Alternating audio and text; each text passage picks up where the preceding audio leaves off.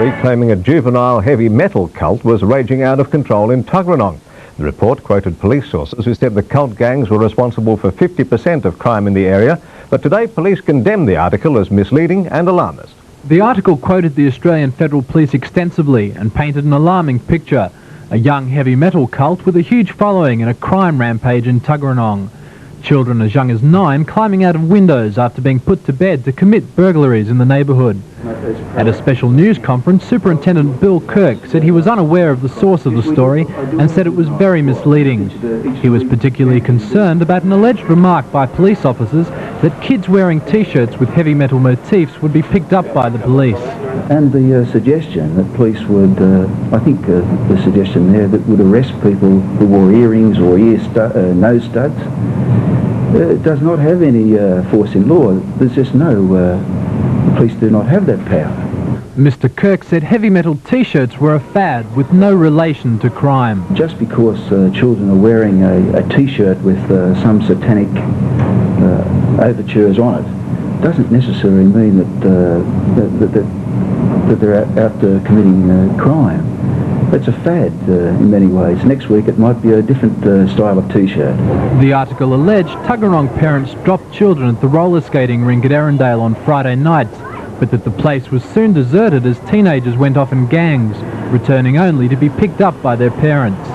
But Mr. Kirk gave the rink the AFP's full endorsement, saying it was a safe place for young people. Owner of the rink, Colin Boyd, has never had a problem in the 20 months of operation and was appalled by the article. I was disgusted as a parent, not as a rink owner. I was disgusted, and I think every parent in Canberra should be disgusted to think that all their children are being categorised into the worst and lowest form of persons. The community youth peak organisations this afternoon said the Canberra Times had stooped to gutter journalism with its irresponsible and sensationalist reporting. Well, after wading through 86 submissions from schools... The report in the paper is misleading in many ways, and it's an alarmist, if I might say that. It will tend to alarm a lot of the people in the community. The article suggests many heavy metal enthusiasts sneak out of home at night to commit crimes. The suggestion that police would, I think the suggestion there that would arrest people who wore earrings or nose studs, does not have any force in law. There's just no, the police do not have that power. Superintendent Kirk today said Tuggeranong is no worse than other suburbs for juvenile crime. However, latest figures show people under 18 are responsible for 70% of break-ins in the area. Syndon Lester, Win News. Further disagreement today between the Canberra Times and police and youth groups about articles in the paper claiming the existence of a heavy metal crime cult in Tuggeranong. And the author of the articles found himself in the midst of a furore. Today's Canberra Times article told of an unnamed Oxley woman's fear of teenage thugs in black Metallica T-shirts.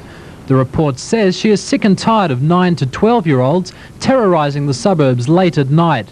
She claims earlier this week to have disturbed youths trying to break into her neighbour's house and claims the following night her car was vandalised. But police have no record of any such incidents, casting doubt on the allegations. And there was further argument at a meeting this afternoon of community youth organisations when they discovered journalist Peter Clack, who wrote the Canberra Times articles, was in the room. He soon found himself being asked to defend his articles in front of an emotive and hostile crowd. The youth groups are adamant the claims are baseless and say the newspaper is inaccurate and sensationalist. And there are youth problems in Tuggeranong, as there are youth problems in every region in Australia. And I felt that they're heading out at young people wearing Metallica T-shirts and such was very misleading. Many of the young heavy metal fans present today were very distressed by the claims in the Times. The problem is now that we're all in one bag, we're all criminals now. That's what we wear. All the Metallica ones are now one gang as far as this. I wear one every day and I've never broken into a house. Yeah, I've been in no trouble with the law. I've got earring, Metallica shirt, jeans, everything. No trouble with the law. And he's a Christian. I'm a Christian. And that says something. That says something. Work could start next